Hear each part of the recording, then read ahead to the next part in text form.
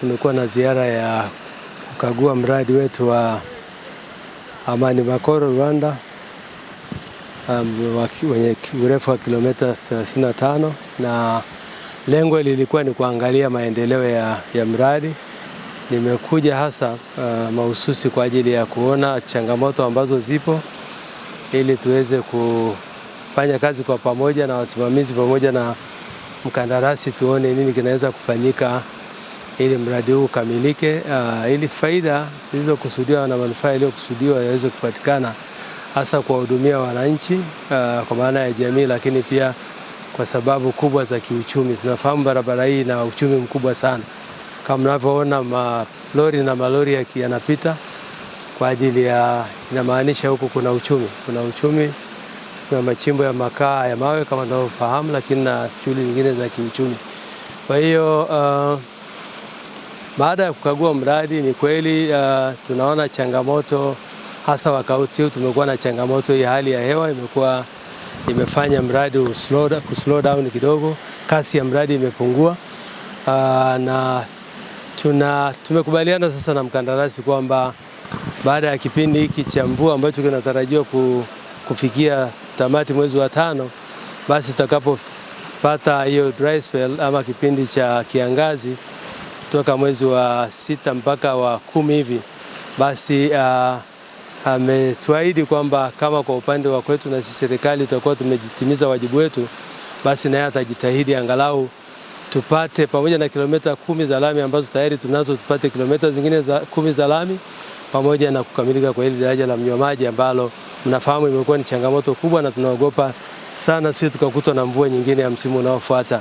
Kwa hiyo tunaamini kwamba kama hayo yakifanyika kwa upande wa kwake na kwa upande wa wasimamizi, tunaona kwamba pengine mwaka huu tunaweza tukapiga hatua nyingine nzuri, na Mungu akipenda, Mwenyezi Mungu akipenda, mwakani huu mradi ukamilike ili tuweze kwenda kwenye hatua nyingine ya utekelezaji. Tunafahamu kwamba mradi huu utaendelea kule mbele, kuna kilomita zingine 50 utaendelea. Mimi niseme wito wangu again ni kwa wenzetu wasimamizi. Mradi huu unasimamiwa na ofisi ya TANROADS mkoa wa Ruvuma kwa maana ya TECU, na naona timu tumeshakaa kikao tayari kufanya mazungumzo kuhakikisha kwamba kwa upande wetu hakuna kinachochelewa ili mkandarasi asiwe na sababu. Lakini kwa upande wa mkandarasi again Mr. G, my request we have discussed already. We want at least by end of this year to have another 10 kilometers of tarmac finished, and the bridge and its approaches. And you have promised. I know on our side there are some commitments we are going to make sure we do our party. But please, when you are given the financial assistance, then you have to make sure you plan ahead of time. Don't wait until June. Plan now to work during the dry season. Okay. So immediately when the rain stop, then start the road works, which we have not done much of recently.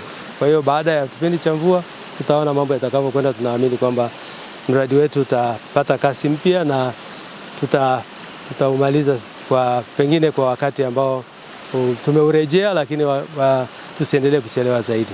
Sisi kama wasimamizi wa mradi huu tunaahidi kwamba tutasimamia mradi huu ili uweze kutekelezwa kwanza kwa muda, pia kwa kiwango ambacho wananchi wanategemea. Kama mnavyofahamu, eneo hili la mnywa maji tumepigwa na mafuriko mara 2 katika mwaka huu ambao umeisha, na sisi tunataka tujipange kabla mafuriko kabla hatujapata mvua tena inayofuata, tuhakikishe kwamba tumetoka eneo hili, na sio tu kutoka, na tuhakikishe magari yanapita juu. Na kama tutakuwa tumekamilisha sehemu yetu ya wajibu kama waajiri au watu wa fedha, mkandarasi ametuahidi pia sehemu hii itakuwa imewekwa kwa kiwango cha lami. Kwa hiyo sisi tunaendelea kuhakikishia uongozi wetu kwamba tumejipanga vizuri. Timu ipo site kwa ajili ya kusimamia, kwa ajili ya kutoa sapoti, na nzuri zaidi mkandarasi wetu anatupa ushirikiano wa kutosha pale ambapo tunamwelekeza. hajakuwa mtu ambaye anabisha au kuleta ugumu wowote. Kwa tunaendelea kuahidi kwamba tutasimamia mradi huu kwa kadri ambavyo weledi wetu unaturuhusu.